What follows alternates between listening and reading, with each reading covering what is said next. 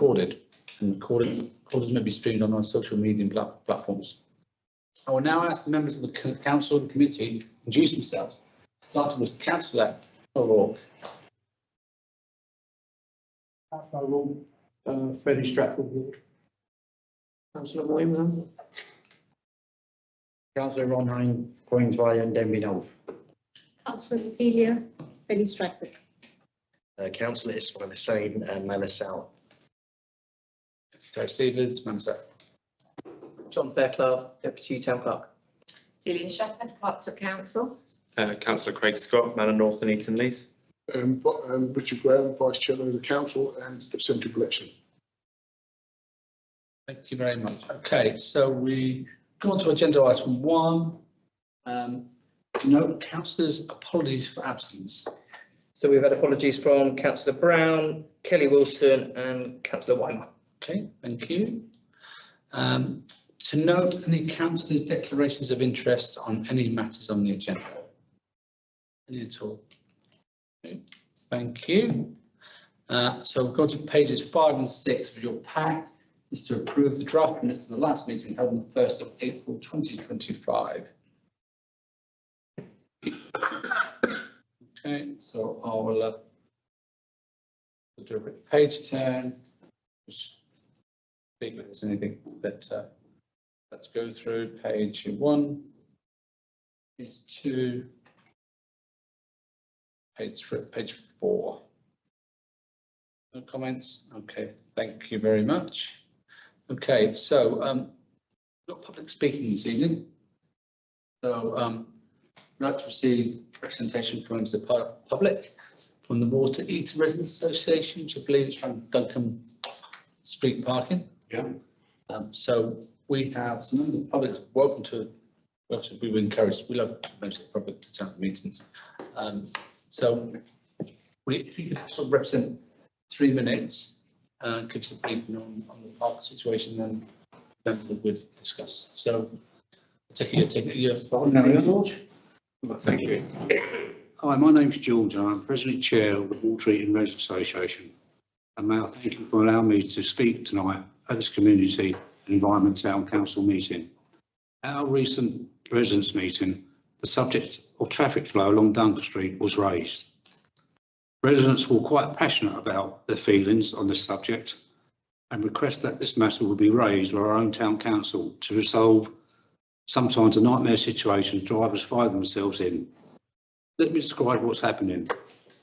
On a typical day, it's like a scene from the popular TV programme Gladiators, trying to run the gauntlet of obstacles in your way. When you're driving up from Warrington Road, you have to navigate in and out of cars parked while you're waiting for oncoming traffic to pass. This can only be carried out as long as cars are not parked on double yellow lines, otherwise you have to chance it and hope it remains clear. Anyhow, as you make your way up Duncan Street, you dodge in and out and hopefully do not come across a bus or a lorry coming the other way. You gradually feel relieved as you get near the end of the run of the gauntlet, but no, you're hit by another situation. The situation where cars are parked on double yellow lines again near house numbers 16 and 12 on the left hand side. And I repeat, residents and local garage are parking on double yellow lines right near a blind road bend that goes to the right. And on top of that, there's parked next to a traffic calming hump. So you can imagine the situation. The result will be car drivers have to go on the other side of the road, not knowing if a car, lorry or bus is coming the other way. This is repeated in reverse when coming back down. Local residents in our area would like this committee to take action, contact necessary authorities, MKCC, Thames Valley Police and the traffic enforcement officers to stop this ridiculous situation before there is a serious accident occurs. More serious enforcement is needed. Yellow curb markings should be painted. Hence no parking is allowed, and cars either clamped or towed away. Please listen to local residents and do not let it be said, as I hear many phrases said time and time again, we raise issues that are needed attending to, but nothing is done. Thank you. Any questions for any of the members? Any? Could I speak with the members with nothing to say? I've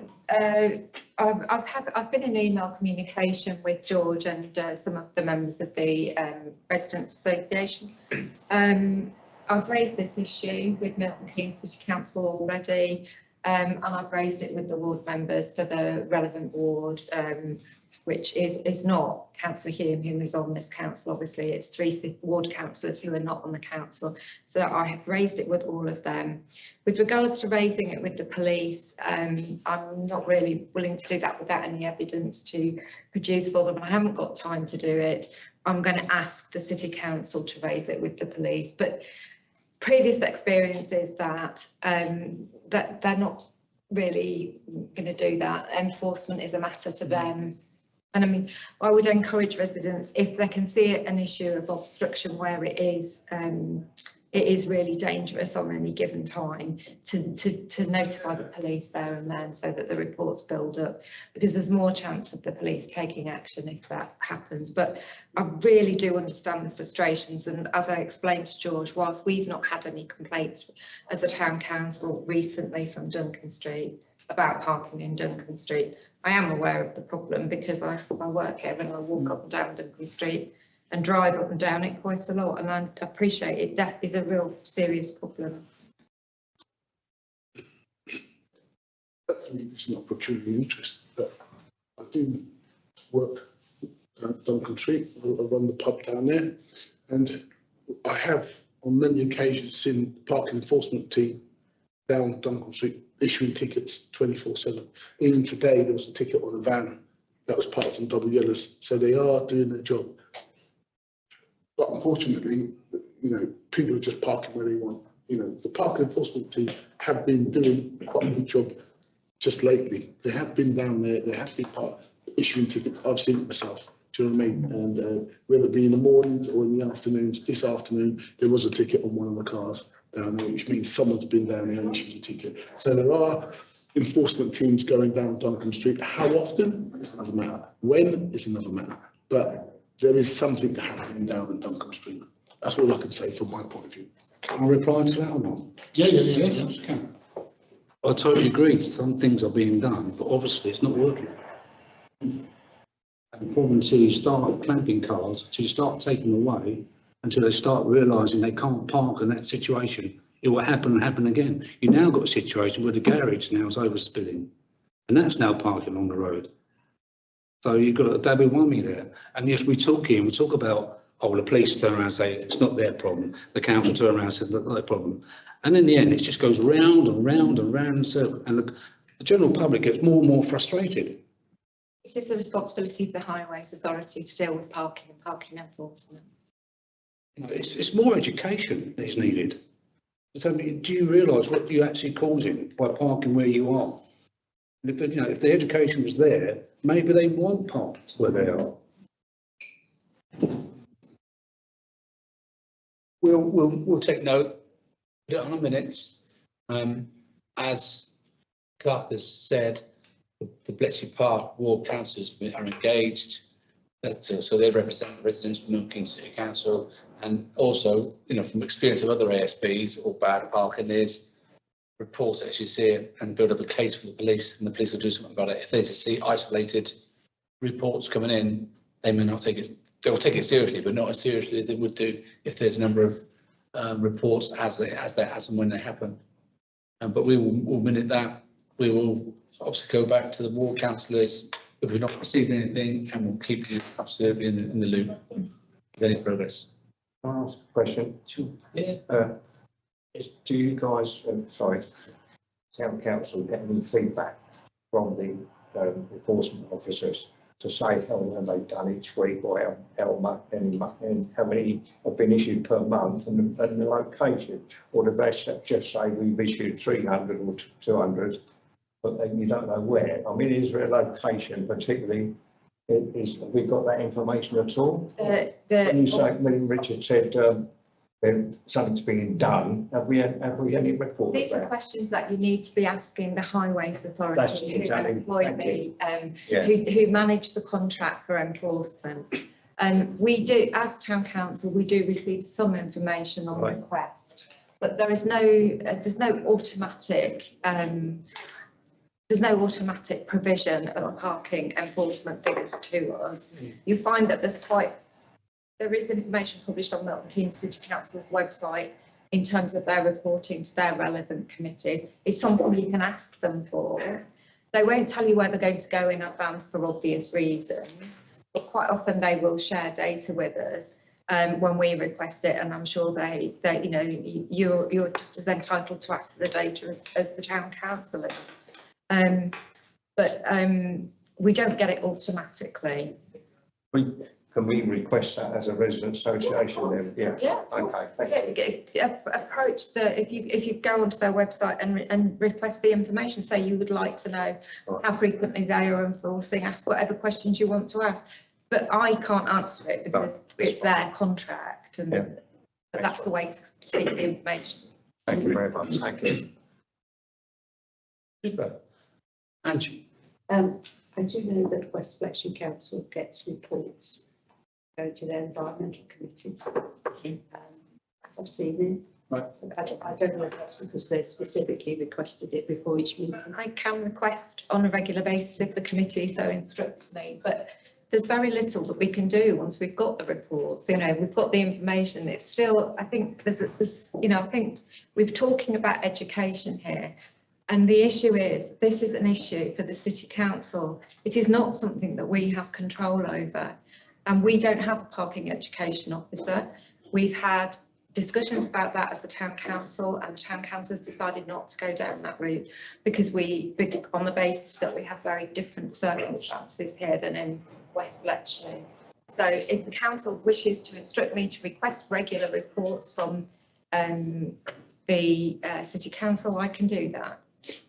I think in the past we've worked with parking enforcement, we've worked with them, and we've given them hotspots and areas of concern. As a town council, we've engaged with parking enforcement, we've worked with them, they've worked with us in the past.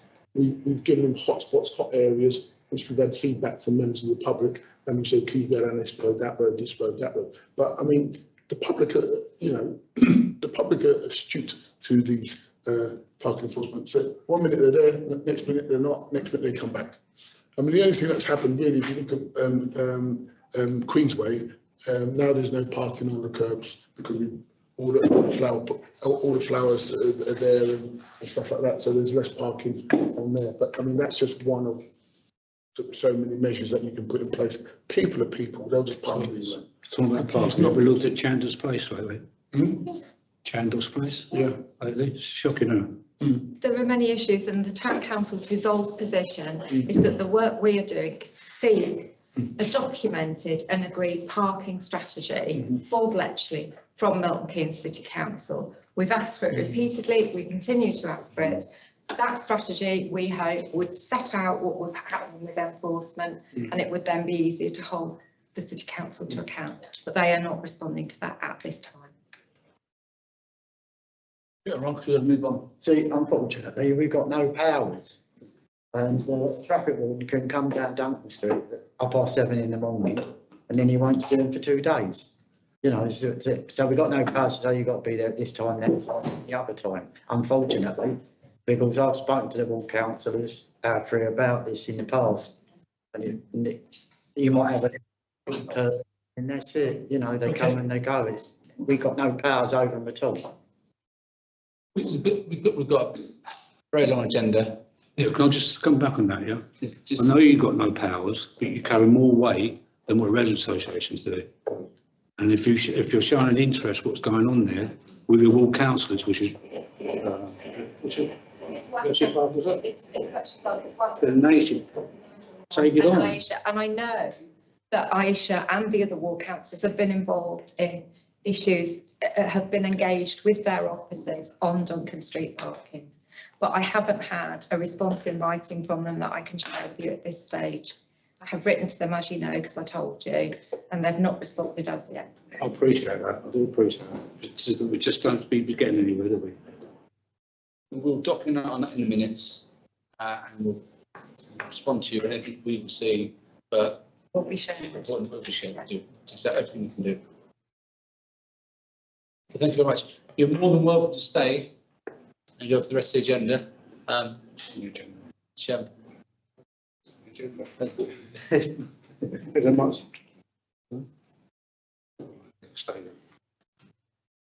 Okay, right. Okay, so we'll move on. Okay. So, item number 5 is to review any planning applications due to be considered by Milton Keynes City Council and to comment if appropriate. So the first one is PLN 2025-0922. This is 143 to 145 Queensway, first floor, MK2 2DY. This is prior approval for change of use for a Class E to a dwelling house C3, including provision for 12 times 1 bedroom studio flats and provision of car parking, cycle and bin storage. Any comments from? Yeah, I've had a look at, I mean, essentially it's 2 floors of offices turning into 12 flats. Change of parking, so I think it's going from 24 parking spaces to 6, 8 electric vehicle, 2 disabled person spaces, so that's 16 spaces as opposed to 24. It's 12 flats going in. I mean, That seems. Especially as the provision for electric charging. So that Yeah. really rules out 50-75% of those spaces from being used in reality. and just so, I mean, essentially it's 6 spaces rather than 24 spaces. I think the back, so in terms of congestion from the front, again, I stand to be corrected, but yeah, I think the entrance would still be from the back, but essentially that's what it is. It's 2 floors of offices being stripped out, fitted out into 6 flats and 6 flats. In terms of commenting on this one. I mean, if they're putting 12 flats in, there really should be. Not more parking. I've just commented that we don't feel the parking is adequate For the for number of dwellings. and that's a combination of number of parking spaces along with allocation in terms of EVs, etc. Yeah, it doesn't. Well, they put cycle storage there, I think there's 2 bays of cycle storage, but it's still, you know, reducing parking when parking is an issue there. Parking is always the issue. And I mean, I'm all for creating more livable space. I mean, there's a housing crisis, so we do need to create more livable space, but, you know, the provision should really be there. Yeah. Yeah.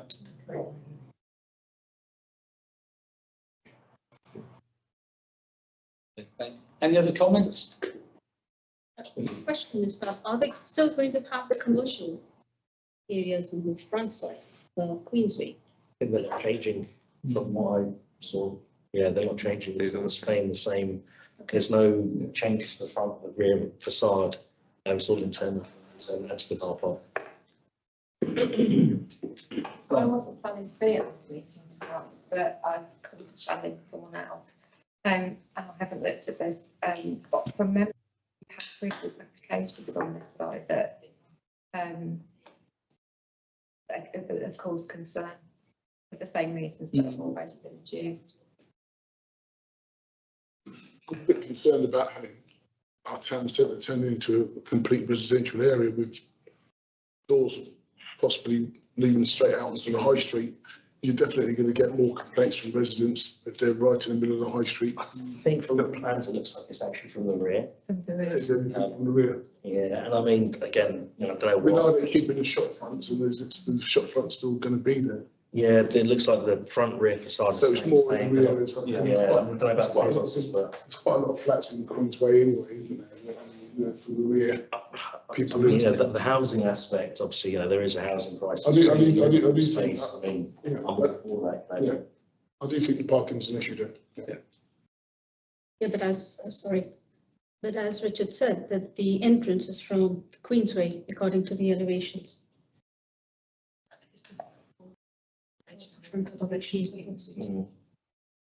That's the shops there, that's the rear elevation. If you have a look at the plans, that's the rear elevation, so this is the existing proposed plans. Again, there's no entrance from the front. So that's the back side there, Okay. and that's the front That's the front 3 bays. So these bays over here.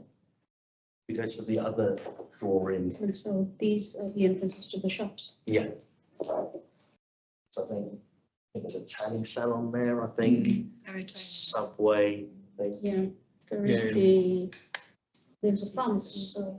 Yeah, there's a pharmacy There's a there as well. pharmacy as well. Yeah, there's a pharmacy there as well. They've been knocking through that as well, but extend its pharmacy to the other side. They made it smaller. They made an extra room in there for that's one of the business. No, I think that's the other pharmacy. That's the, That's Jardine's. Yeah. yeah, I think that's the other pharmacy. Okay. That's It's Jardine's, the, this is the the late night pharmacy. Oh, right, yeah, With the ATM outside of it.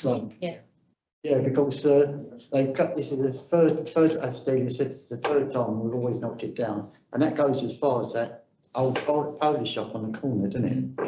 I wonder if they're thinking about using that as an entrance at some point as well. It's been shut for ages. So the parking, we can knock it down in the parking for a start. But I think there's probably an ulterior motive. They've left that Can shop empty. only really deal with what you've got in front of you. Plan to do. Yeah, that's right, yeah. Because some don't look right to me. Eamon. Just a point of interest on that shop that used to be Macari's Cap. They infilled the first floor without planning permission, did it on a Sunday. Just built up the brick wall, put a window in it, there was nothing behind, no roof, and then they continued on. There was never planning permission given for that. But that's a different site from this one, Yeah, isn't it? well, that's not part of this application, so. So I think that's our proposal, comment on the lack of parking provision. So object on the grounds Object, of the parking. yeah, on the grounds of parking. Excuse me, Chair, we're going to go now. Thank you. Thank you. Okay, so we're gonna. The parking provision. Okay, next one.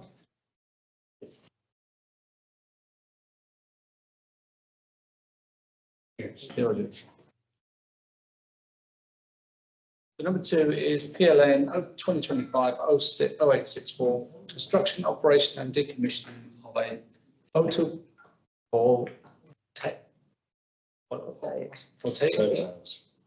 Solar energy park.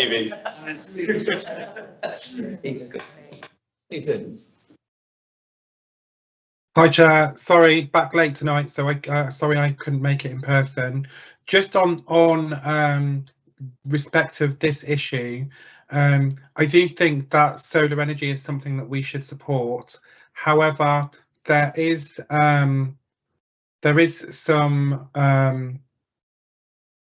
are some very rudimentary guidelines on the internet which suggest that they should be a minimum distance from somebody's house or from certain residences, and it indicated it's circa 500 meters. So I think if we are going to support, we should ask for, that they are, that the planning authority ensures as a condition that they are, the design means that it's a minimum distance from people's houses. Thank you very much. Any other comments? Yeah, I'm in agreement with Ethan in terms of, sustainable energy is definitely something we should be supporting. And just going through the files, I mean, just wanted to get other people's opinion on this as well. But in terms of their community consultation document, mentioned that they had consultations, and I think they've actually mentioned my name and a few other councillors' names by name in the document, saying that we were emailed. Definitely not received any emails. I looked back all the way till October the 23rd, October 23, and in October 23, FCC sent us an email on the Friday morning to say there's a consultation at 3 p.m. in the afternoon. So, I mean, they did talk about a really solid public consultation strategy with stakeholders, but I don't know, that's kind of lost my faith a little bit in, that specific document and the way that they've kind of elaborated on. I think everyone is. I think we're all in here actually. Yeah. Richard, I'm in there. Marie, Sam. Well- Yeah, you mentioned. Yeah, I mean, Can we? Let me challenge that. We can certainly, I can, That- or John and I can write to the developer and say that not all our members received the correspondence that they say that they've sent. And we can also tell the planning When was that correspondence? authority. well, the consultation period's from 2023 to 2025. So any time in the last couple of years essentially, but we've got an email from October 23. I recollect any. And it was someone from FCC saying, oh, there's a consultation about the solar farm this afternoon, just as a reminder, and there's no previous email about that either. And I think that they have got the email correspondence they sent to Bucks Council, whether they should have sent the MKCC and they should have sent it to us. And Well, something's happened there. Yeah, I think, But I don't know why they mentioned us by name. clarification. I don't know why they mentioned us by name. Yeah. And then at the end of the document, they've obviously said it's an extensive consultation they've done with the public, and that's why I've not got much confidence in that because of that one. I do recollect that there was some consultation done in 2023 because we have responded previously, Yeah. saying that, expressing concerns that the solar panel, that solar farm might, we didn't want anything that would delay the reclamation of the landfill. I don't know if Ethan recalls, but I recollect that we wrote and said that we were concerned that the solar panels the solar farm would delay the return of the landfill to the community once it was restored, because the lifespan of the panels at that time was longer than the expected time for the landfill to be completed and returned to nature, as it were. I don't know if Ethan remembers that. Ethan. Thank you, Chair. I do remember, and I do think that so Infinis are the company which currently extracts the leachate, the gas that comes out of the landfill, and they actually sell this biogas to others. And so, you know, it's not a planning consideration, but it is exactly the same company who happen to share the same office building in Northampton as FCC. I don't believe they are connected, but at one time they had a mutual ownership. They don't anymore. But I do think potentially this is that they are wanting to put this solar farm on, which is going to be a long-term site, and actually it will possibly mean that that part of the site cannot be handed over to the community. I think the community have been told that it was going to be remediated to a public park and an extension of the Blue Lagoon. And you know, one thing we have to consider is if the principle of development is in favour of this site, it could possibly leave the application open for the applicants to come back and extend the site in the future as it is remediated.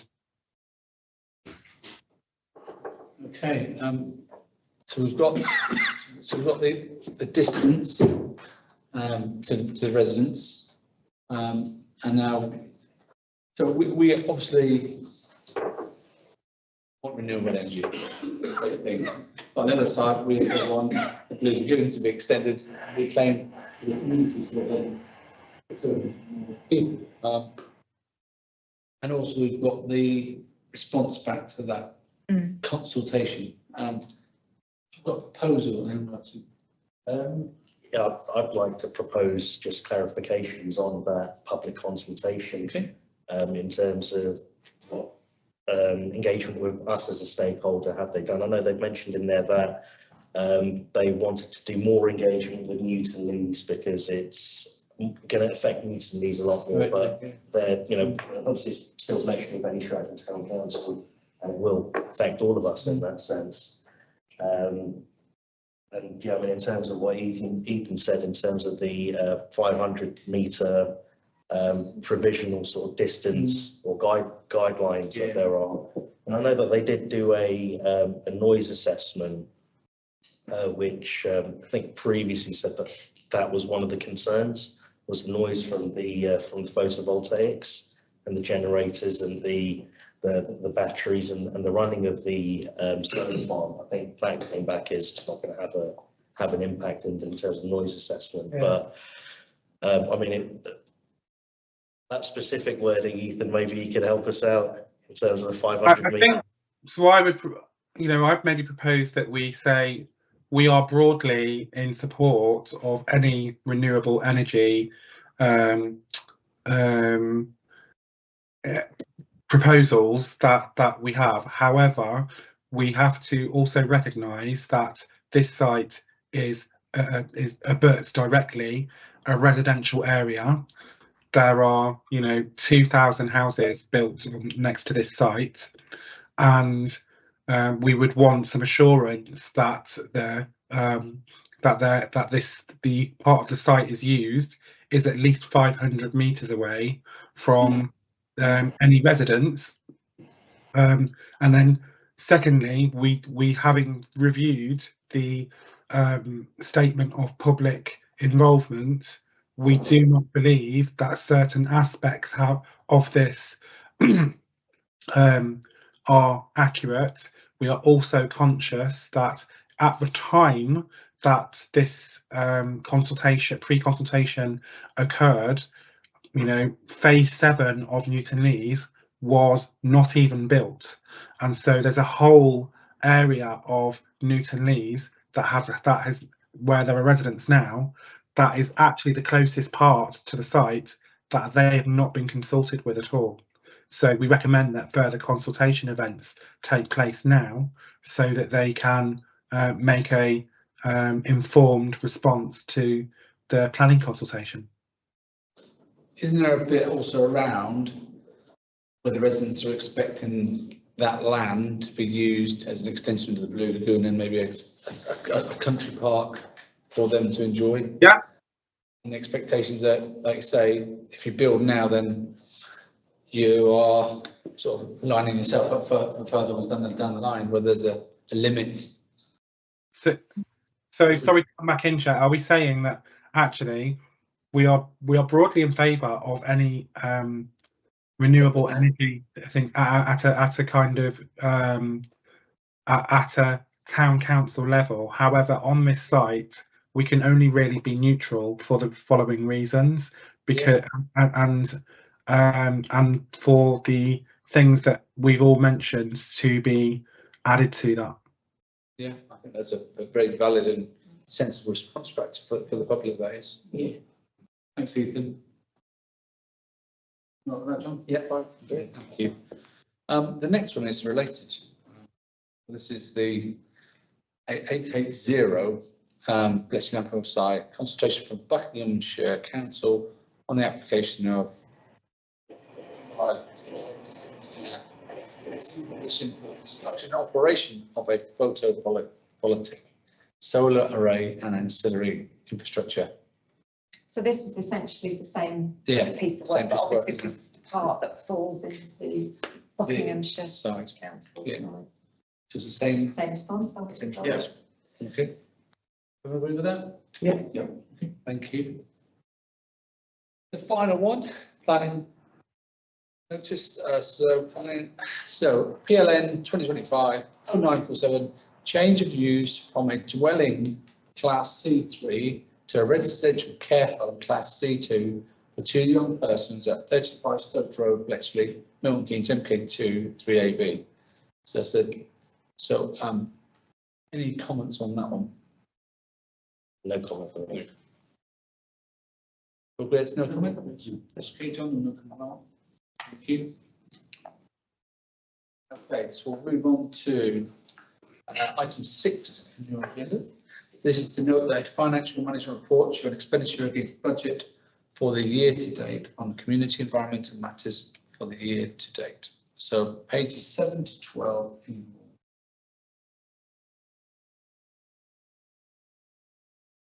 we go through these. Anyone got any questions, please do interject.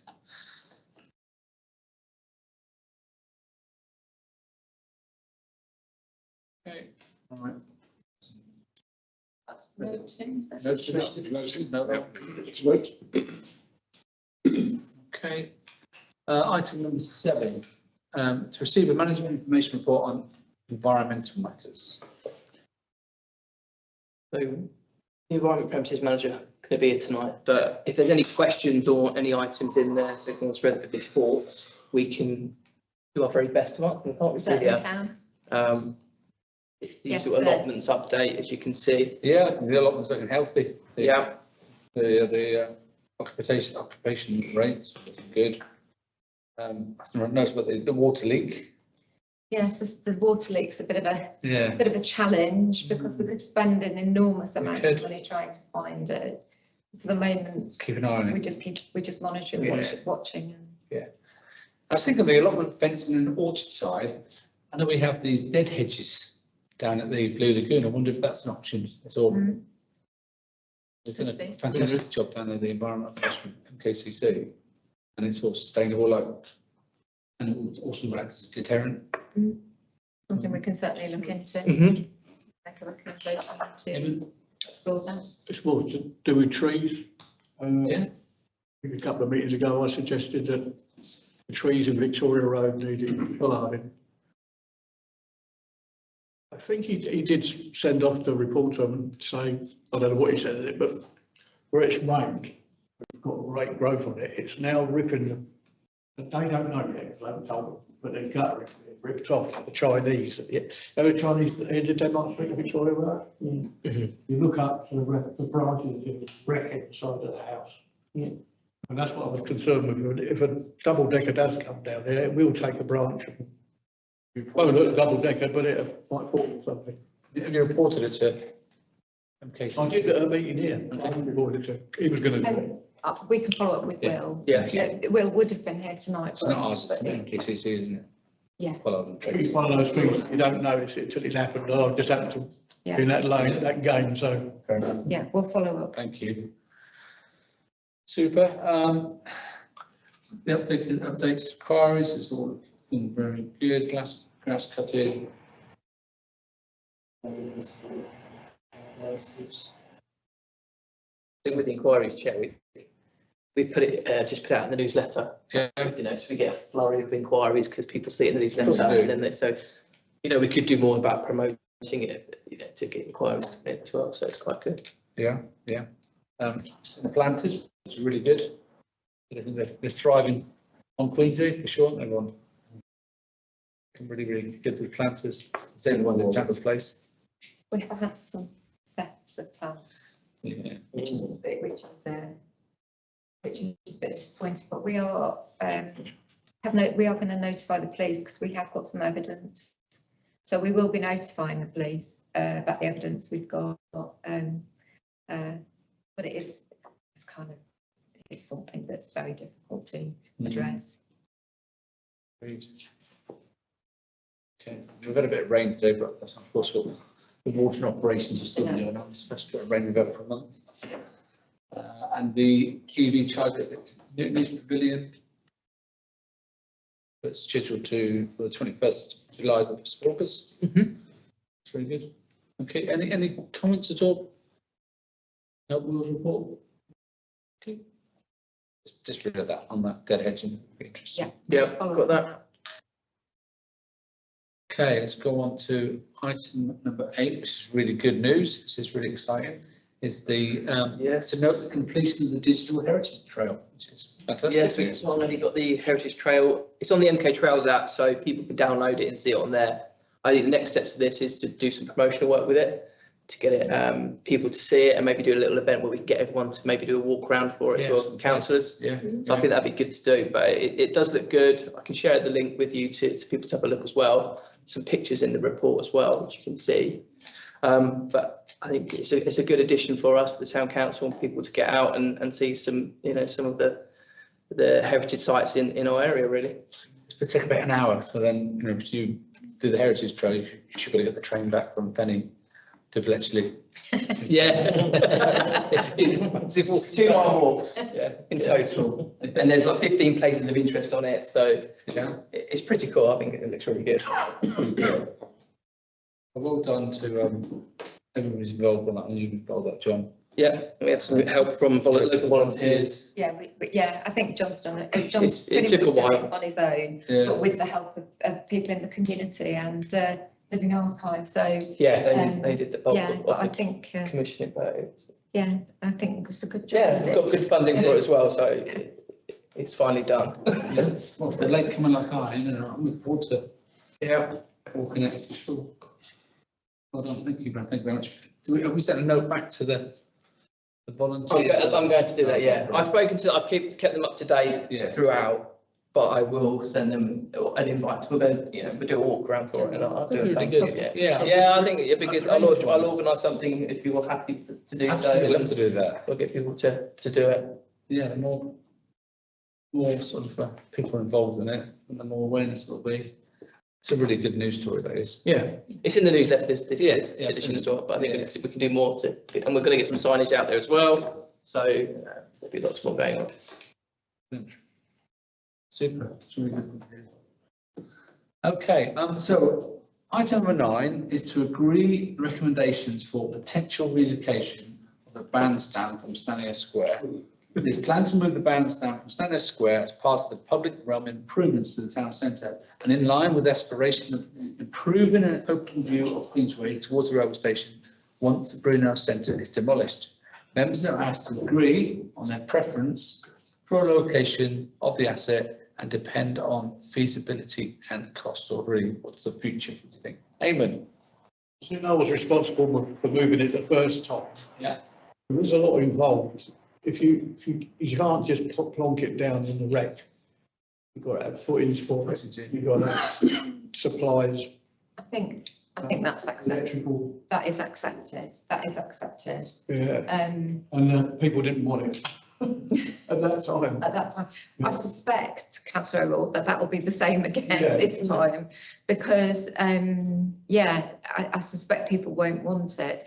We have been talking to West Bletchley, the clerk. Yeah, that might be a good idea, that one. Yeah. And I think they were sort of interested in maybe, or not, there was no commitment, but we had been talking about Church Green Road. Yeah. But that, because they have bands on the green premises. But that land is, I understand, owned by the Oxford Diocese, so that might be problematic, but that is still to be explored. Would they get, a band in there? It's quite small when you're actually inside. You wouldn't get a huge band in there. A 4-piece maybe. You get more than a 4-piece. A complex little building. I've been down and listened to the bands, and they're just, there's not many in them, normally like 4 or 5. I've been down here with a steel band and everything. I can imagine you get them on there there's easily. 20 of them, all different instruments, and you're getting a lot of greens. I think it is, I mean, councillors probably be aware that I sent out an email to everybody, and I've had quite a lot of feedback and people with different views. But there isn't really a consensus, apart from, I think it's fair to say that everyone would like to see the bandstand still used. Can we not store it for a little while until everything goes back in place? I don't know how we can store it. When we moved it the first time, it was moved whole. And that, I think, is, and that's one of the problems with Leon Rec, that if the best way to move it is whole, because it will do the least damage to the structure. But the access for Leon Rec, if you move it whole, is extremely difficult. School, you? My only concern with Leon Rec is antisocial behaviour. Yeah, we vandalise them. If they vandalise, it'll become a place to hang out, as you would as a teenager, You'll find all sorts of things there. It needs to be somewhere where people are looking at it. Yes. Have we thought about possibly donating it? rather than positioning it another piece of land, but maybe to a school or a community group or something like that. So they might be. We have thought about that. I don't think that this council will necessarily want to bear the costs of removing it because it's being removed because of the public realm improvement project. So I'm trusting that Milton Keynes City Council will be bearing the costs of the removal. The enabling works for them, yeah, so Well, there will be enabling works at the other end, as you both said, yeah. So if we can't find, I suggested that we would prefer it to stay in Bletchley. We could find a location for it. But if we can't find a location for it in Bletchley, I'm assuming that we could ask Milton Keynes City Council if they can find another suitable location for it within their estate. What about the orchard? You still have to enabling works. So again? You still have to, you still have to have enabling work there. Yeah. You could maybe put it in the corner, but. I think the same arguments obtain as about Leon Rec in a way, because the orchard's not really outside overlooked very much. Big thing, isn't it?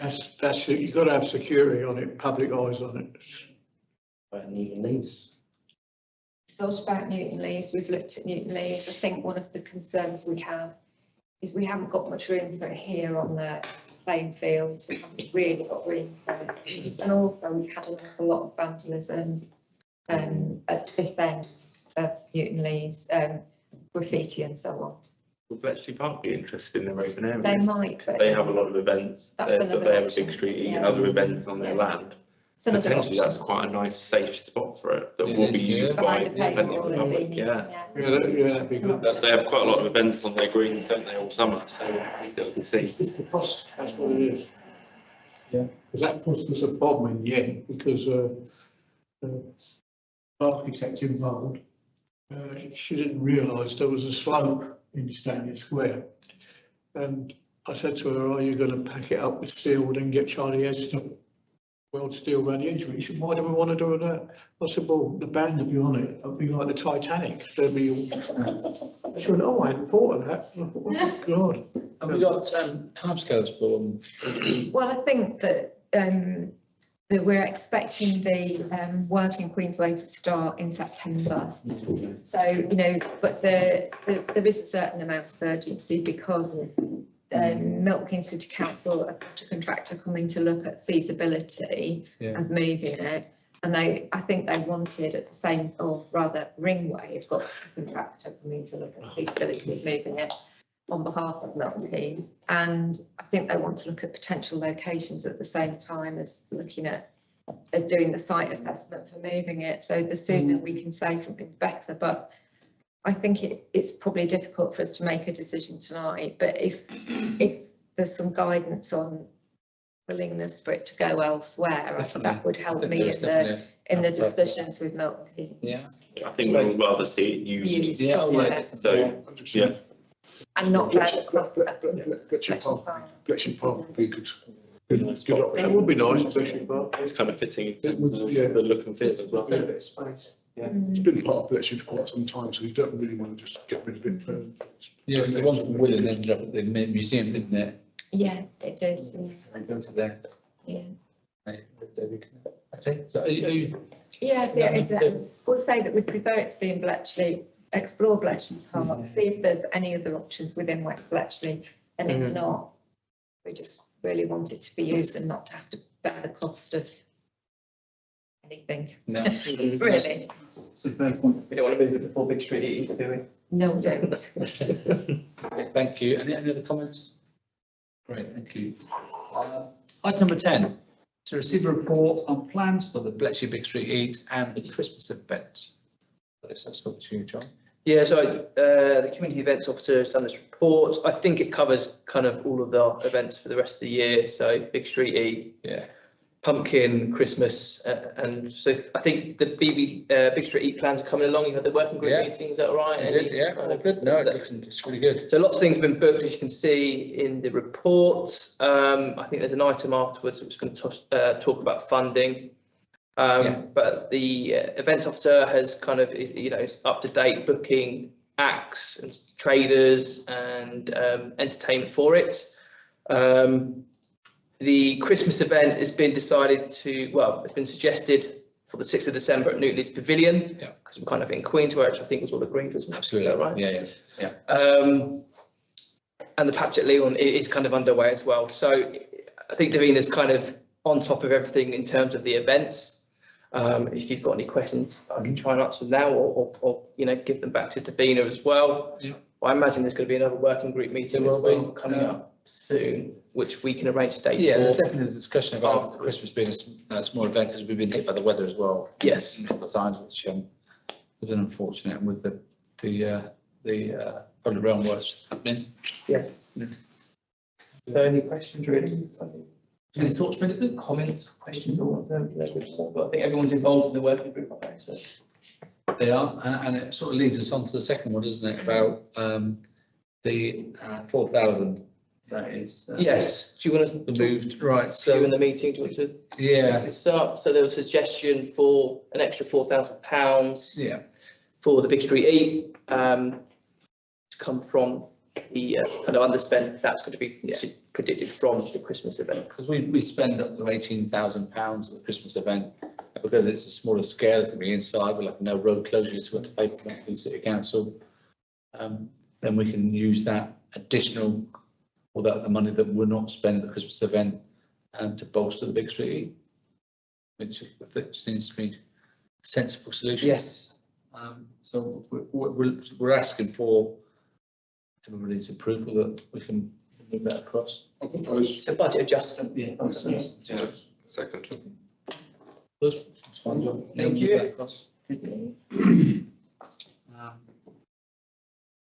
Even the Christmas event that was pulled together after was really, really good within a week. So a lot more time in a bigger building space. It's should be really good. Thank you very much. Okay, we'll go on to item number 11. Unless there's any more comments from anybody, but like I said, we're all part of the working group. All involved in it. So the next one is community engagement and communications. The first one is to review the Town Council's engagement communications policy for a recommendation to full council on 8th of July 2025.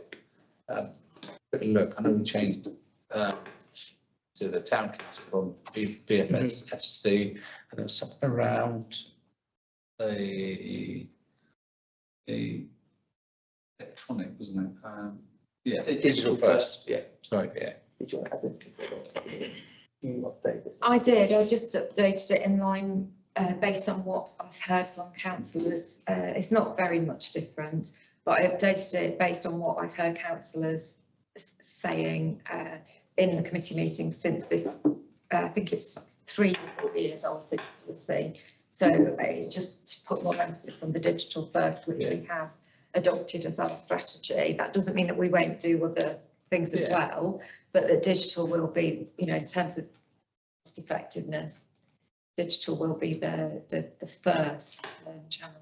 And I think the rest of it's mostly just cosmetic, tidying it up so that we've not got initials in.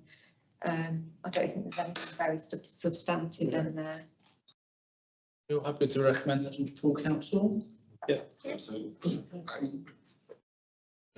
Excellent, thank you. The next one is the comms action plan for 25-26. What's the exceptions on this from the last? This is pretty similar to last year. So nothing's kind of changed in it, but we're kind of looking at doing the same level of frequency for the different communication channels. If there's anything you want to see in there or taken out, I did notice actually what has to come out maybe is the digital screens. We're not using we did make use of them one year, but we won't be this year, so that probably needs to come out. So I'll if you're happy, I'll take that out. But other than that, I think it's pretty much the same as it was last year. It's working. It's not, I think we've.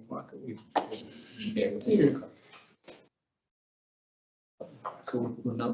John? Yeah. That's fine on that one. Yeah. Any comments? I should agree with that one. I'll second that one. Through. Thank you. And item number 4 is to review the content of the town's annual resident survey for 2025 and approve a range of 4 distribution responses. So last year we did it, and at the time wasn't great, was it? Because we had a bit of survey fatigue in the community. Yeah, I think timing wise, we wanted to kind of do it around the summertime where we can tie in with a newsletter, because that worked really well. People can cut it. We've got a lot of, it's going to be digital as well, but we can get it in newsletters. That we seem to got a better response. We can do it over the Big Street Eat event, so we wanted to capture the audience there and the footfall. We can do the survey on the day and really push it, the amount of people we've got going there. So there's kind of thought process around the timings and how we want to do it. It's just kind of if it's and obviously look at the Can I make a recommendation that we change council to town council so it's not confusing? Yeah.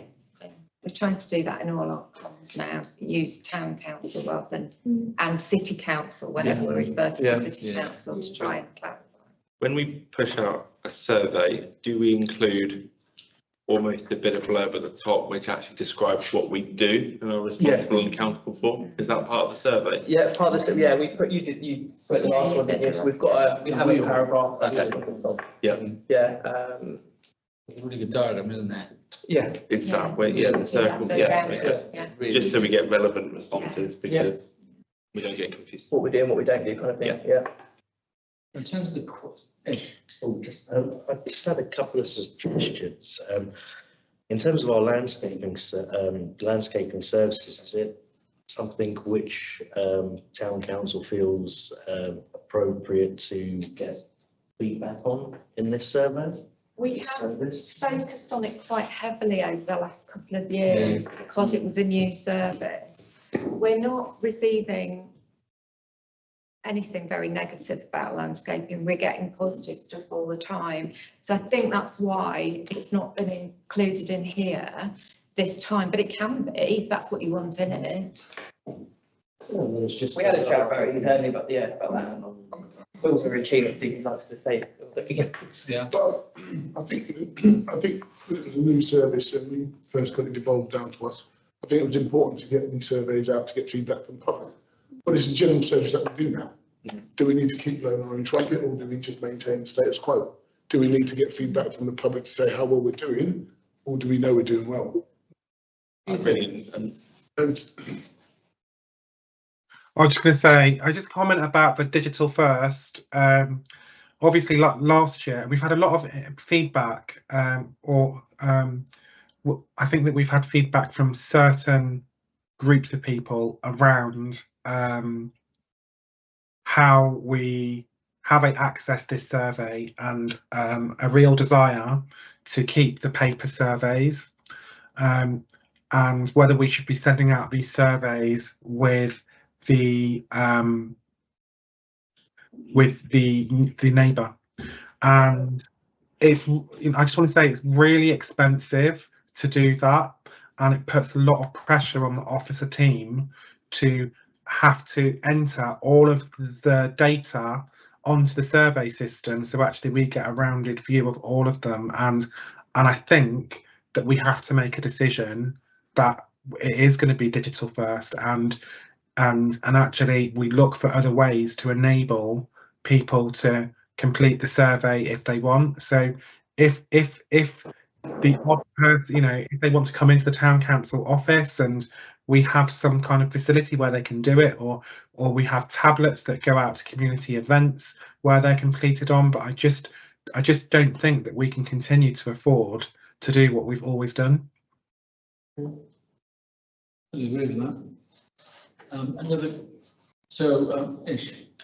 Just one other suggestion as well. Is it possible to get feedback on our draft policies for the neighbourhood plan as well in the questions. Would it be appropriate in the town council survey? Can I speak to that? So the community-led one Yeah. facilitated by the council Yeah. should be. I think you could ask the question about the neighbourhood plan. That would be fine to ask the question to say, are you aware of it? Do you know that we're doing it? Do you know what it is? Have you got any view? You know, but I think you know how many policies there are in the draft neighbourhood plan. And I think if we start asking for feedback on the individual policies, it's going to make this survey unwieldy. It's going to make the annual survey unwieldy. So I would suggest that needs to be kept, and we need to keep our powder dry in a way for the statutory consultations that have to be done, so that we get the maximum response to that. I mean, I think my question would be, and John and I have talked about this, what are we trying to get from the annual resident survey? What is it we're trying to find out?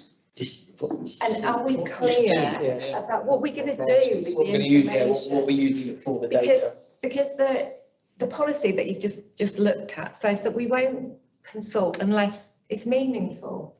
So, or we're going to make use of the information in some way. So, you know, what are we doing with this? You know, John has come up with these questions, which I've looked over and agreed are good questions on the basis of the sort of a survey that we've done in recent years. And I think we have to do a survey this year, because at the annual meeting of electors, we kind of committed to doing another annual survey. But I think perhaps for the longer term, food for thought for this committee is this the best way of engaging with the community via an annual survey? Is it better to do lots more shorter polls or short surveys, or how do we, you know, Again, what do we want to know? what do you want to know? Our most successful engagement where we've been asking questions has been about specific things like the toilets, for example. I always come back to the toilet survey. Yeah. Can I suggest we add a question asking how people want to be engaged for these surveys? So do you feel there's benefit in the annual survey, or would you prefer, you know, multiple, more targeted polls and questions? Yeah. You know, let the residents speak. Yeah.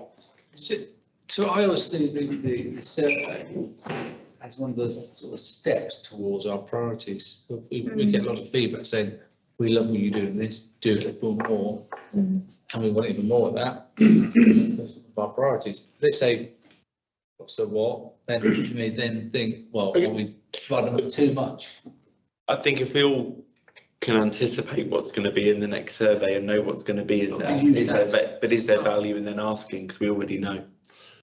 It's the same question, the same answers every single year. Clarifying that you said we did. Yeah. Again, you know, these surveys are good on one hand, but people get disgruntled throughout the course of the year. Oh, yeah. And they'll probably use it as a venting stick to vent about all the issues that they've got in their lives, But instead of getting real information on a topic and go, right, it's yes or no on that topic, you're going to get a lot of people just venting for the sake of venting because of what's wrong in the world type situation. So I prefer to see targeted surveys, homing in on real infrastructure, things that are going to change the face of Bletchley.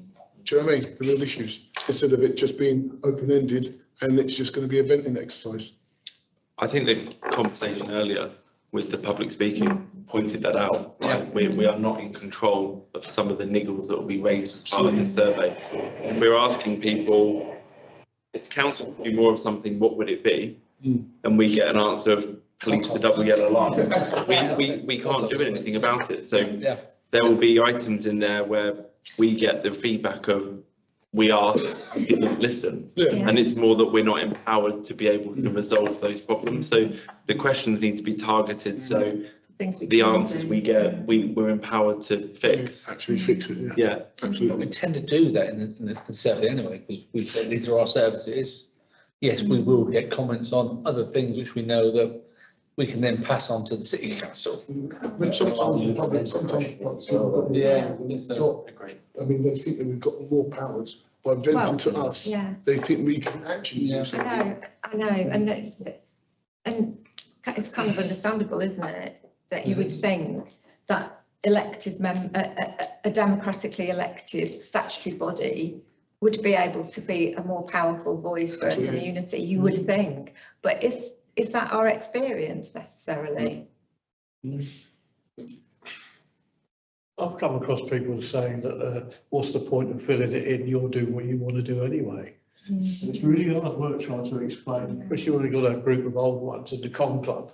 But no, you'll just do what you want anyway, make a difference what we say. But I won't see it any other way. But we've got less powers than what Milton Keynes Council, they're the people that have got the power. We, as a town council, only got a small amount of power, but we are there with the people. We are actually right beside the people. Do you know what I mean? So then we should do maybe not one large survey, do sort of pointed ones over the year. This has happened, what do you think? With a specific topic and purpose mainly, so. It's one to go.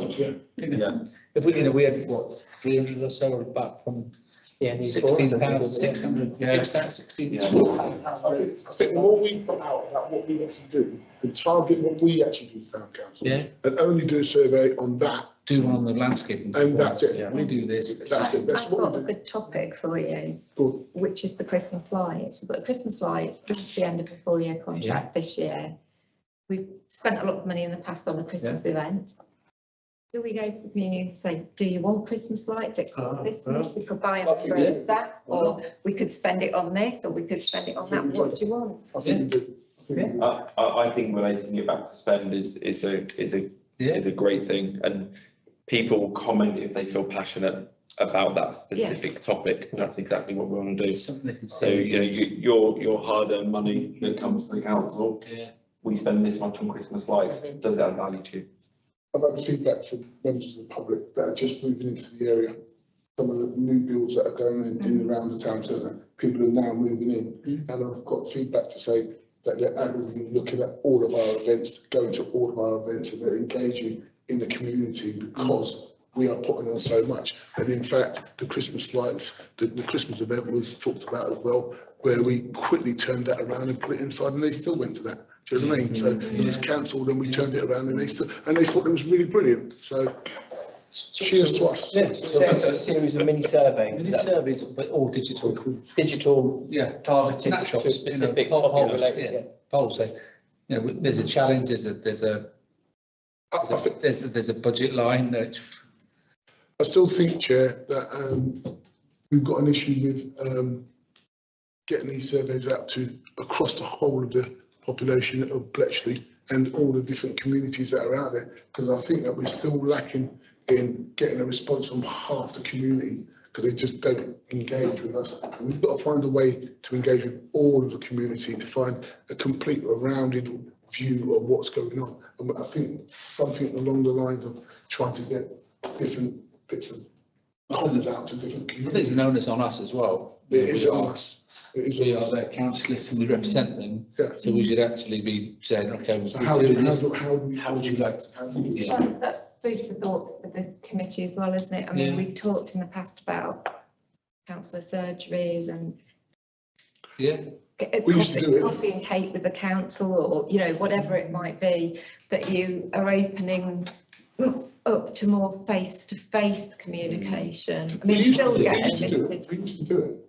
Yeah, we had some real problems with councillor surgeries in the past. So I think if we were going to go down that route, we need to sort of think carefully through the implications of it. I think it's a shame not to have any events where the councillors are not talking and listening's the thing, isn't it? It's the really active listening. And I think it would,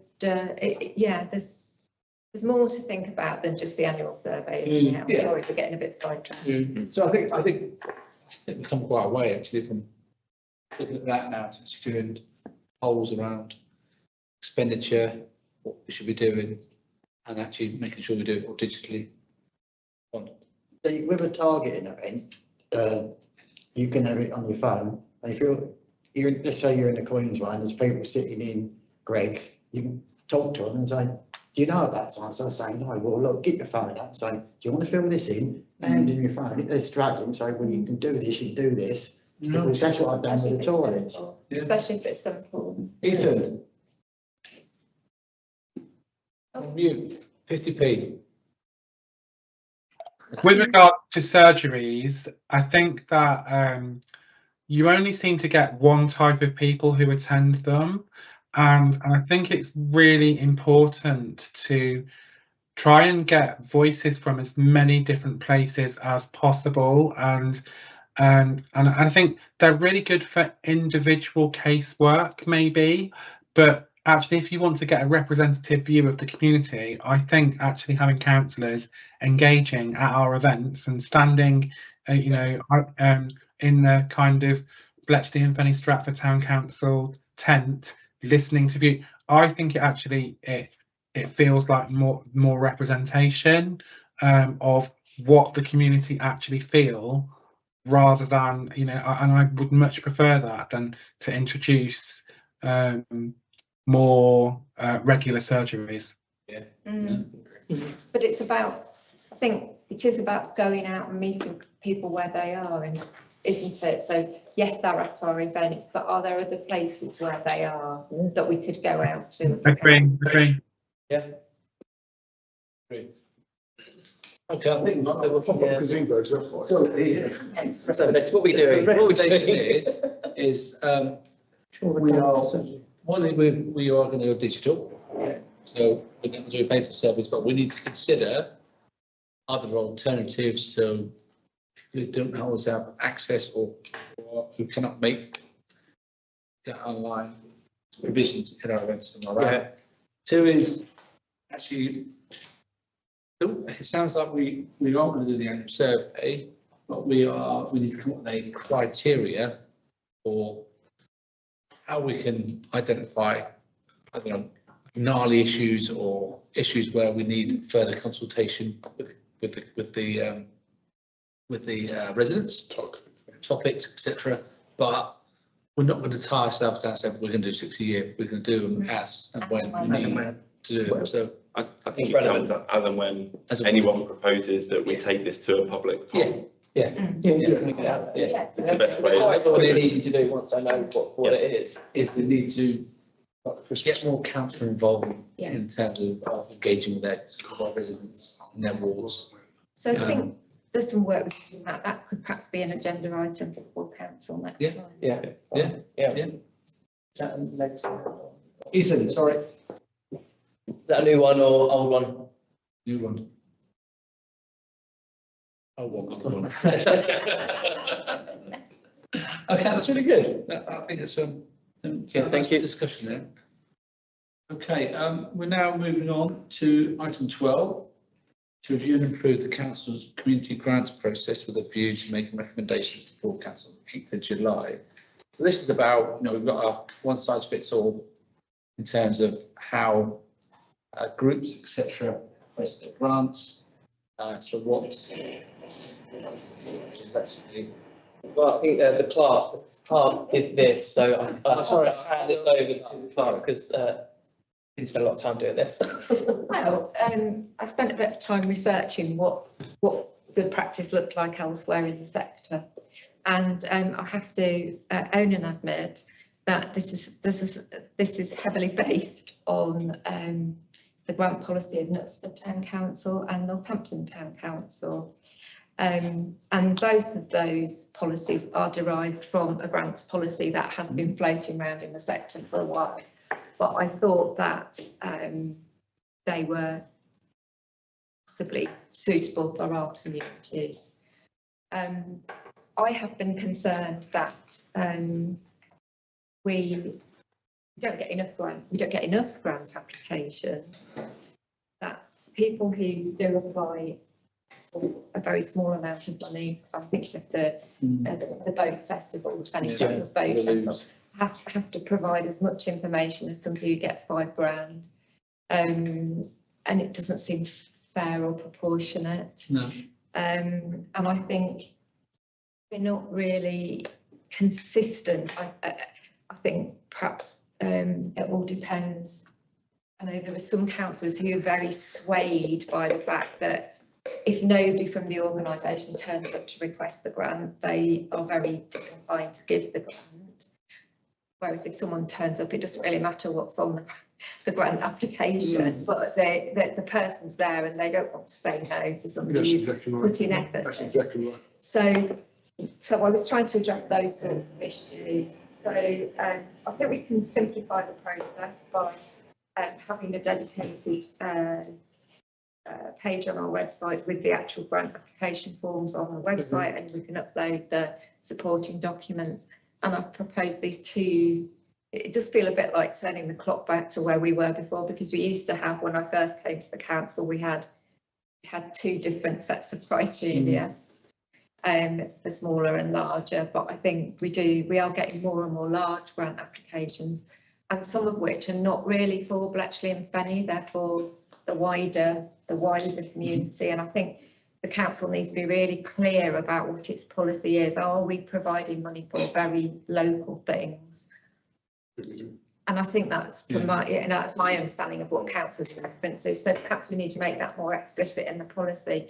So really what I've put together is for you to decide what you like about it and what you don't like about it, and then we could put a recommendation to full council. The one thing that I think would be good to do, apart from the scoring, which I think would be a very useful thing to do, is to identify on an annual basis or maybe on a 4-yearly basis for the term of the council, what it is you want to support. So if it's, I don't know, you want to focus on environmental projects or on social isolation or on youth work or older people or whatever those priorities are, they could be tied in to the grant scheme, and then we could promote the grant scheme on that basis, saying these are the things that we want to give grants for. If you've got other ideas, come to us, but these are our priorities. Anyway, it's for you to discuss. Yeah. I still think with the grants process that if people are coming into us for a grant, they should come in person as well as supporting their application, because if councillors want to ask them a question, you should be able to ask them a question and feel obligated to sort of like. I would like to completely disagree with that. I think if someone's putting in an application form, just listen, I know what you're saying, absolutely. I think if someone's putting in an application form, all the information that you need should be in the application form. And if it isn't, it shouldn't get anywhere near a councillor until it is. And I think as officers, we've got to do a much better job of making sure that nothing comes to you until every bit of information that you need is there. And then when you look at it, when you look at your papers, as you do before a meeting, if you've got questions, you can ask us in advance and we can get that information from the grant applicants. And then, you know, if it's a big grant, then perhaps, have somebody come in. But if it's a small grant, perhaps the person doesn't need to come in. Some people find it really daunting. Some people find it really daunting to do. I think it puts them off putting the grant. There might be a really good project, but they're scared to do it. And they're scared. Imagine 20 of us sitting and fighting questions. It's They never turn back again. They never come back. But also, we're not an open checkbook, are we? No. And also, you know, for me, you know, I've seen us give away so much money to causes that have been very good in the community, but they come back over and over and over. And I want to see a situation where sometimes they're self-funding or they've got a funding stream that are going to help them to sort of grow their organisation. But we're not just a melting pot or a bottomless pit of money. Yeah, but small grant like, you know, somebody taking a community or old people, stuff like that. You know, so imagine somebody taking a disabled kids to seaside. So the person's coming in application for £1,000 or £1,500 and we love questioning people. He'll never come back here again.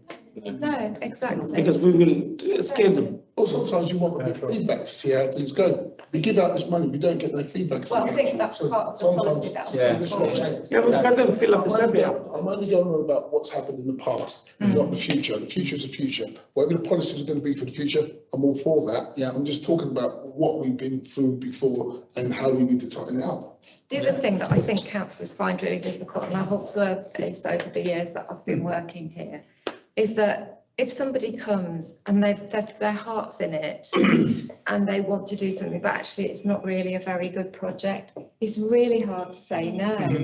It's really hard to say no, and it's easier, I think, for to be a reasoned debate, for the council to compile its decisions for declining something when the person isn't there, and then for that decision to be conveyed in a constructive and positive way, which would help the person with the next grant application. So I think what I'm saying is that as an officer team, we need to put more into this process, to encourage more grants, to make the process better, and to make it easier for councillors to make really good, informed, transparent decisions. And then to be sure that we've absolutely got what we signed up for from the grant recipient. So another thing that is a suggestion that with the small grants, we probably need to give the grant straight away, all of it, because the person has might not have any other funds, or the organisation might not have any other funds.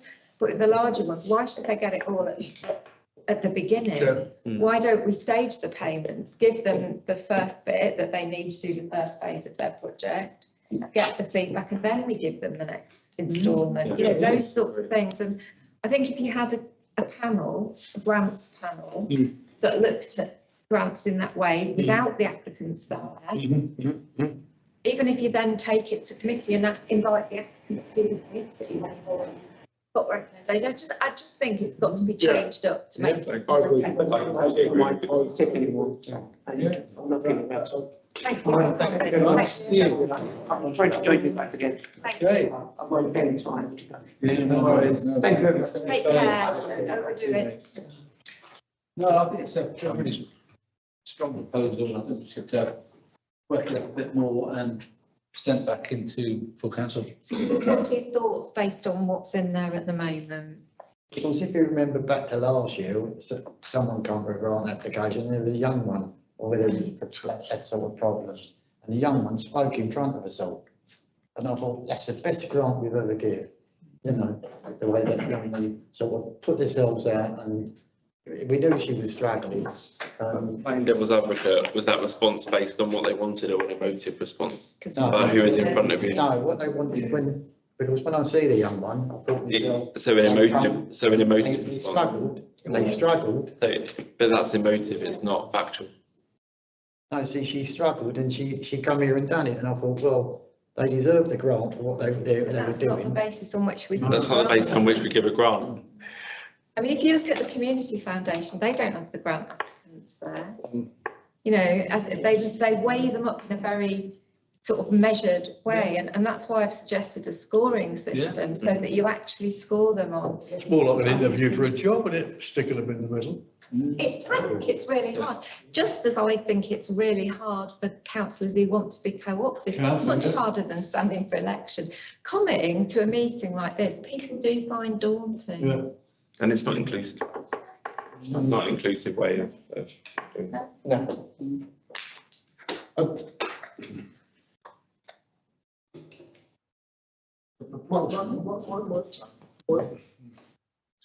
When we've got something like Fenny Poppers, say for instance, it's been going for many, many years, run by the community, and obviously over the years it's dwindled and dwindled to the point where the grants have been going up and up and up to support it. Very good organisation.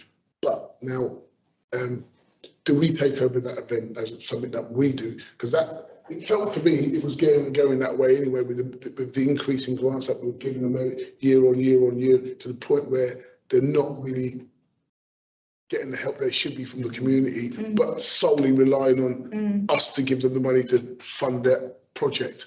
That project then looks like we would have taken it over as another event that we would be doing, but we didn't in the end. So I'm just a bit careful about I think how we construct the way that we look after repeat people that are coming to sort of like for money and all that sort of stuff. So what Knutsford, as I say, Knutsford Town Council, I like their grant policy very much. And their big grants, they only look at once a year. So they have an annual process. MK Pride we would do. Yeah, they do it once a year, the big grants, they do it when they, as soon as they've sort of got close to setting their budget or round about the time they're setting their budget, they invite applicants for grants above 150, 1,500. And then people have to come and they pitch to the finance committee and it feeds into the budgeting process. And they make a decision then once a year, and then the rest of the year, all you can get is a small grant. So, I like that. And that's it. So that's the policy that you. It felt a bit too radical compared with what you were doing at the moment, but it's one you could consider. That we can budget for. That you can budget for based on what people have come to you with. The motor bit's taken away then as well, All isn't it? taken away. And then all the small grants are The small scored grants are and scored and responded I like to, that. and we don't need people. Yeah. We don't go above that and that's it. No, That's it. no. That's it. No. And I like the grants committee. The grants Yeah. committee. the Yeah, panel. grants. Yeah. Yeah. That's really important. Because you can all be on the grants panel because it's your committee, so you can all be on it If you want to. if you want to. You don't have to, yeah. I'm out. But Yeah, you- no, absolutely. Yeah, I mean, you could, if you wanted to, you could invite members from finance, or if you've got twin-hatted people, you could have the people from finance also on the grants panel, make it easy. so that you, so that you're doing it. But I think we just need to be clear what you want to put forward to. Well, quite like that one Council. where you vet them at the beginning so then you can influence the budget. The last So you one. put it in straight away, and anything below that, You they have can this, apply they can through the apply. website. Yeah. But they don't need to come in person. We'll have a scoring categories of. Yeah. And then we, like you say, we give them back constructive feedback, saying, you didn't get through because of this. Yeah. Agree. No, it's a great idea. I hate it when they're struggling. Oh, yes, I yeah, hate it. yes. Yeah, and 100% agreed. I mean, having those strategic priorities that you can essentially, score them against essentially, and you've got the outcomes that you want from the, as sort of described here. Yeah. I mean, having that pre-vetted, I mean, it's just a more scientific way of doing it, I think, in that sense, and more measured in that sense. We then have an understanding of how much we have left for the smaller grants, but we make sure that we always have a provision for The smaller small grants. grants, yeah, because We they can almost really make a separate lot the of provision. difference, can't they, Absolutely. those small grants? Yeah. No, that's. So shall I adapt on that basis? Just trying to think, I think members of the public can come in and speak at committee meetings anyway, so I mean, if somebody who is submitting a grant, they've got 3 If they're minutes. further the application. I wouldn't. Wasn't. I It's gone wouldn't. through the website anyway. You can. The scoring is the scoring, Yeah, I being think- really. I think it's. They've got the right to do it anyway, so it's like, we can But have if that you- discussion. It depends how you set your grants panel up. If you set it up as a subcommittee or a working group, actually, you don't have to have a public speaking session. And if it's a working group, you can have it completely in camera. So you can have a frank discussion without anybody being there, and then you make your recommendation to all the recommendations then would have to go to this committee. But if you wanted to set up a subcommittee, you could say, right, the subcommittee do up to this amount. Anything else, it's a recommendation to the main committee. So it's a matter of how you want to do it or how the council wants to do it. But I think there's a lot of different ways it could be done. And I think it would be better if this committee could give a steer so that we don't case full council with too many options. I think that because it's in this committee anyway, you could probably do the sessions half an hour before we go into, then we do like 2 meetings in one, what I mean? I don't find that has worked for me in the past as a clerk. I have a council that used to like to have a planning committee before full council. And it was a complete nightmare because you could see that, they used to meet every fortnight and they always wanted one before full council. And you could just guarantee it was sod's law that would be the planning committee that overran. If we have it as a working group, we can hold it virtually as well, can't we? Yeah. Which Yeah, is I'll the benefits. Share all the documents, put things. Share all the documents, and we can have honest conversations about how we score it and. And then recommend it. And so you could meet in the alternate month or the week before the community environment or whatever it was, and then the recommendations will come in. So would we make decisions in that subcommittee essentially, would it be the community? So you have to decide. So there's different ways you could do it. If it's a working group, you can't make decisions, you can only make recommendations. If it's a subcommittee, although the spirit of the good practice is that they should be open to the public and that they should be. The letter of the law is actually not that, but I wouldn't advocate that. I would say that if you're going to do it on Teams and privately, I would say do it as a working group, and then the recommendations go to the recommendation from the panel, go to the committee meeting. Or So I guess members of the public can still turn up. Well, then they can still turn up, but it's not a fair process, is it? If if you've got a grants process, the process is what the process is. It's not about coming along and pleading. No, that's right. In the public aid session. What you're allowed to do in the public aid session is you're allowed to, depending on I don't know if you've ever looked at the policy, but what you're actually allowed to do is ask a question about something that's on the agenda. So tonight we actually went outside that and we let them ask the question back and talk about something that wasn't on the question. Or you can make a representation to the town council, and you can only do that at full council theoretically. And that's to manage the business. It's not to prevent community engagement. It's just to try and manage the business at the meetings. So, you can say, no, that's not what the public session's for. It's not for adding please to your grant or getting your supporters to come along and say, please give a grant to so-and-so. The thing that is, I think we've got to be fair to anyone, the fairest way to have a process that we can all stick by and not be swayed by. Yeah, that's quite like the nuts but process. The annual one. Yeah, I propose that we go for major grants, go through a pre-budget submission with a pitch to the right people. All minor grants will go to a panel who will score it fair and accordingly. And that will be the panel will be a working group that then comes through to the recommendations. And the committee has to accept that unless it feels very, very strongly, it's going to go with the recommendation. No need for representation. No need for representation, no. They'll have to come and pitch for the big one. For the big one, absolutely. And they'll have to fill in all the documents for the big one. And then that would be like stage payments as well, blah, blah, blah. That'd be something that we could negotiate. Everyone agree with that? Good push? Yeah.